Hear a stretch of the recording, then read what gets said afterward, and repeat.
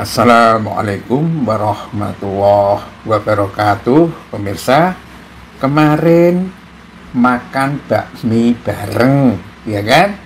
Dan sekarang sepertinya kamu tega, ya.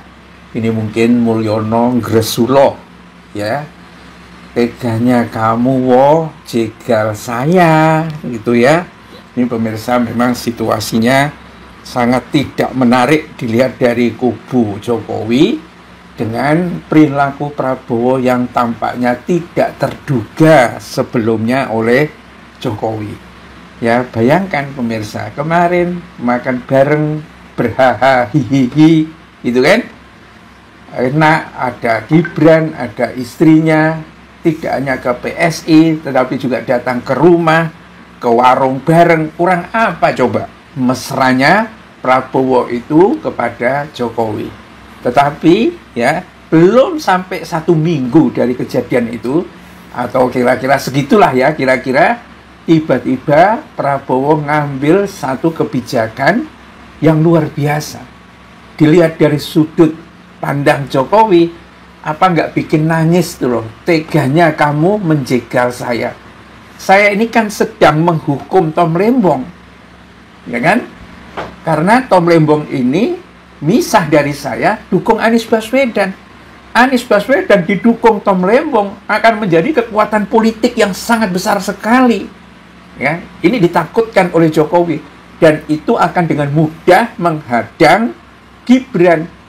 Nah, Tom Lembong dikriminalisasi dengan harapan dia agak tobat, gitu kan, minta maaf kepada Jokowi, gitu kan, dan Jokowi memaafkan, segera dikeluarkan. Tetapi ternyata Prabowo tidak seperti itu. Ya, kita tidak tahu kalkulasinya Prabowo. Apakah Prabowo sekarang yang diingat adalah masa-masa dari tahun 2014 dan 2019 awal, yakni Pilpres 1 dan Pilpres kedua, ya, bukan saat dia menjadi Menteri Pertahanannya Jokowi, ya kita tidak tahu. Kalau yang diingat oleh Prabowo itu adalah Menteri Pertahanan Jokowi, itu ditunjukkan oleh perilaku Prabowo saat makan bareng, makan bakmi bareng bersama Jokowi. Ya. Tetapi kalau mungkin yang diingat sekarang, ya, dia diingatkan oleh orang-orang dekatnya, Pak Wo, sampean ki biyen yo ditipu-tipu juga loh sama Jokowi, ya. Tahun 2014, 2019 dikadalin dan kalah di Pilpres. Mungkin emosinya jadi naik, gitu kan? Dan Prabowo kemudian menunjukkan langkah yang justru malah menjegal Jokowi. Dari sisi manapun, ya ada juga sih analisis yang mengatakan, oh itu menyelamatkan Jokowi. Ya, mungkin dengan cara kalau misalnya Tom Lembong sampai banding dan harus mendatangkan Jokowi menjadi saksi, ya, itu adalah mempermalukan Jokowi. Saya kira enggak juga. Hukum di Indonesia itu gampang sekali. Siapa yang berkuasa, yang dianggap berkuasa oleh jaksa dan hakim, dan dia diikuti, ya kan?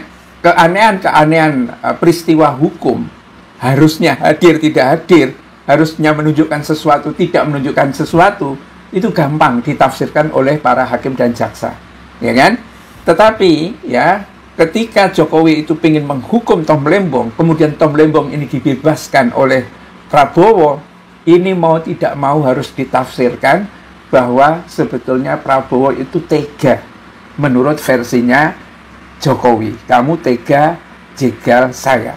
Nah, kalau reaksi Jokowi ini kemudian menjadi-jadi, dan kita tahu Jokowi ini sebetulnya seorang pendendam yang luar biasa, ya, merasa sangat disakiti dengan 2 peristiwa itu. Ya, kata-kata Jokowi, ya, meskipun dia katakan bahwa itu hak prerogatif, hak istimewa yang diberikan undang-undang kepada presiden, ya kan? Tetapi dengan mengatakan kemarin Prabowo itu makan bareng sama saya, sebetulnya itu adalah sindiran yang cukup keras kepada Prabowo. Kamu kemarin tuh baru makan saya loh, kok kelakuanmu tuh kayak begini. Itu versinya Jokowi.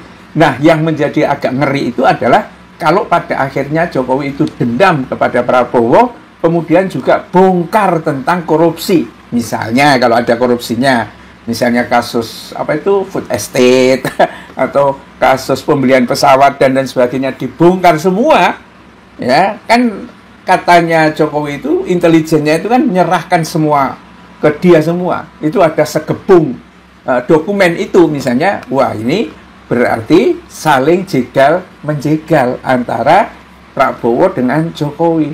Anies menang dong. Ya nggak apa-apa, karena tampaknya memang harusnya itu Anies yang menang.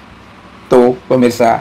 Jadi ini satu situasi yang tampaknya mungkin Prabowo sangat berharap dia bisa guide PDIP, tetapi mungkin kurang kalkulasinya dalam menghitung dendamnya Jokowi. Nah, kalau kemudian prinsipnya Jokowi adalah tiji tibeh, mati satu, mati kabeh, ya habis, selesai rejim ini. Bagus saja, nggak masalah. Ya kan? Karena ketika Gibran itu didorong-dorong untuk dijatuhkan, dimaksulkan, ya Jokowi sudah mengatakan dari sejak awal, itu adalah satu paket, presiden dan wakil presiden. Jika Gibran jatuh, maka Prabowo juga harus jatuh. Ini sudut pandang dari Mulyono, atau paling tidak Mulyono Gresula kira-kira ya seperti itu. Bila taufik wal hidayah. Assalamualaikum warahmatullahi wabarakatuh.